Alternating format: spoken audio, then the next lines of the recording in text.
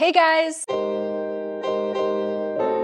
I think a lot of us that keep plants have pets, specifically cats and dogs. I do have 2 dogs. I previously had a cat for the last 21 years who unfortunately did pass away last February. Very sadly, I miss her a lot. In today's video, I'm going to be telling you about some plants that we should maybe try to avoid if we're keeping pets, or if we do keep them in the house, to make sure we're keeping a close watch on our pets around said plants. And then at the end of the video, I will be giving you some tips or what I do to make sure that my pets are safe from my more toxic houseplants. Toxicity in plants is kind of a scale. So of course there's the skin irritant end of the scale, and then there's definitely the deadly end of the scale. So we're gonna be focusing more on the plants that fall towards that more dangerous end. I will say a lot of the time the deadliness or toxicity to our pets does depend on the part of the plant your pet eats. So not every part of every plant is toxic. Like as an example, bird of paradise itself isn't super toxic, but the flowers it produces are very toxic. And then B, it does also matter how much of the plant your pet has consumed a lot of the time. So if your dog takes a little nibble off of a leaf, it's not gonna be as deadly or as dangerous to your pet as if they eat an entire leaf. You feel? Just keep that in mind. I will have the pet poison hotline linked down in the description box if you need that information. If your pet has consumed a plant and you're not sure what plant it was, better safe than sorry to call the poison hotline. Before we get into the list of plants, huge thank you to Skillshare for making today's video possible. If you don't know already, Skillshare is an online learning community that has thousands of courses on pretty much any topic you can think of. There are no ads on Skillshare, so you can really stay focused while you're learning about a topic, and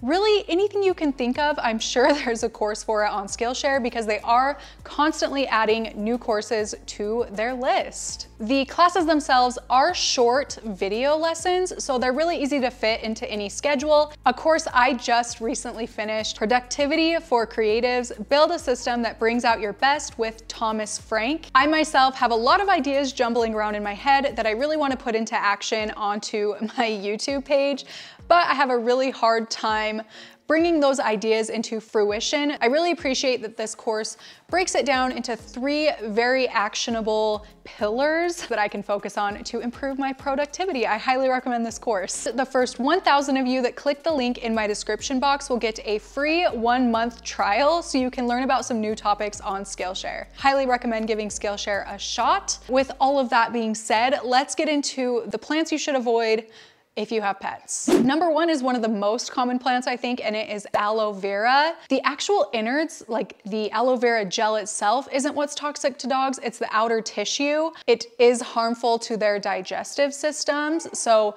be very careful about aloe. I know it's a super common plant. Plant number 2 is ivy. This one can cause mild to severe reactions, again, depending on how much of the plant is consumed in relation to the size of animal that eats it. So obviously, if a small dog eats 1 leaf of a plant, it's going to have a more severe reaction than a 100-pound dog that eats that leaf. You know, it has to be a higher amount to the weight of the dog or predispositions within the dog itself or cat. So it can cause rash, breathing problems, and then also coma and paralysis in pets. This one is super important to keep away from pets. Next on the list is jade succulent, another super common one. It can cause vomiting, a decreased heart rate, which can be dangerous, and then also depression, which is not really something you'd think would affect our pets by digesting something, but it does actually in a lot of these. So be on the lookout. Next is Dieffenbachia. It is actually numbing if ingested. This is one where definitely the amount eaten has a different effect. Anything from difficulty swallowing and vomiting on up to breathing issues and then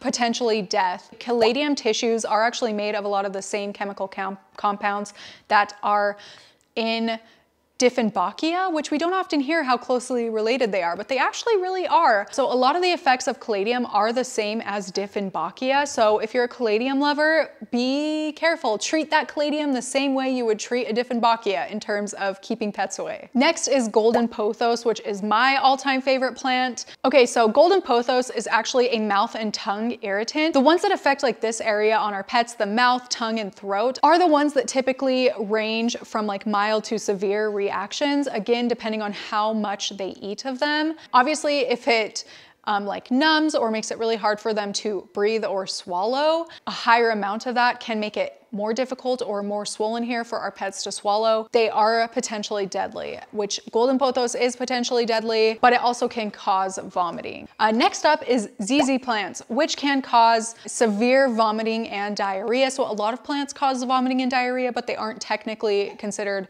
toxic or like deadly to pets, according to the ASPCA anyway. ZZ plant is one where it's usually a very severe reaction if a pet eats it, so it is considered a very dangerous one for pets, even though it has kind of the same effects as a lot of other plants that aren't considered toxic or as dangerous. It's just a much more severe reaction with ZZ plant. Next up are aglaonemas or Chinese evergreens. These actually cause difficulty breathing and commonly causes inability to swallow, which leads to death. So these are one of the more toxic ones even on this list.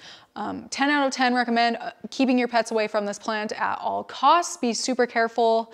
Be super careful. All right, this one is one people more know about. It is a sago palm. This one causes a whole plethora of issues, like pretty much anything you can think of, this one can cause, which is why it's like one of the more commonly known or most talked about to be avoided plants if you have pets in your home. It can cause vomiting and diarrhea, of course. Depression, which is so sad to think of our pets getting depression. Like I can't wrap my head around that. It can also cause seizures, which is super scary, and or liver failure. So just like honestly, out of all the plants on this list, this is the one I would just like not even attempt to bring into your house if you have a pet, because it does have so many different things that can happen with it, and even a small amount ingested can be deadly. So just maybe don't keep this one at all.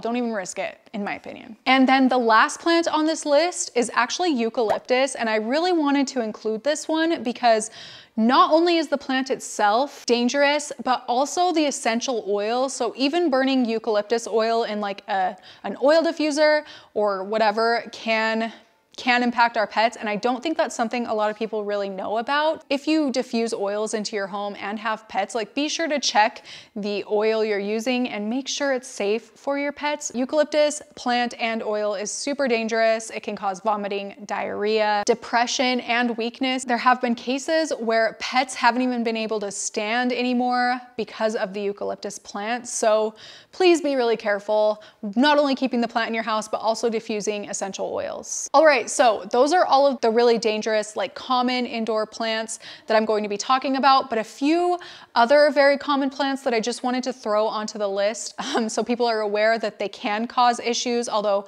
maybe not as commonly as the first 10 I listed are kalanchoe plants, peace lily, which a lot of us have, schefflera, and philodendron plants. So really just, we wanna make sure our pets aren't getting into the plants, period. Even though some of them are just vomiting and diarrhea, can make our pets sick. It's just better safe than sorry to keep our pets away from all plants unless you're 100% certain that it's a safe plant. I do actually have a video I made a couple years ago on my channel. I will link it in the description as well as put it up here if you wanna learn about 25 different plant varieties that are considered pet safe according to the ASPCA. So yes, that will be linked in the description box. I have a lot of plants in my house, and like I said, I have 2 dogs and had a cat for 21 years.